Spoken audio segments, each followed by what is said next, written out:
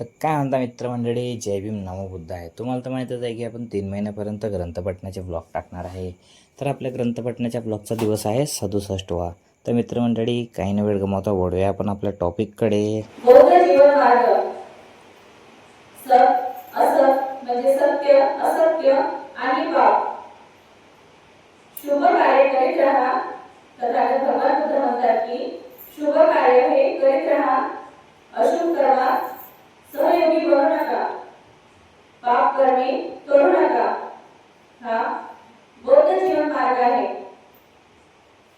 तथागत भगवान बुद्ध म्हणतात की माणसाने एकदा शुभ कर्म केले की परत परत शुभ कर्म करीत राहिले पाहिजे.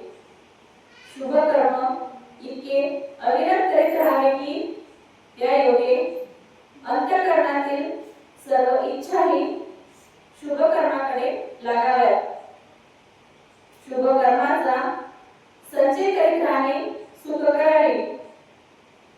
भगवंत म्हणतात, शुभ कार्य मला साधारण नाही असे म्हणू नका.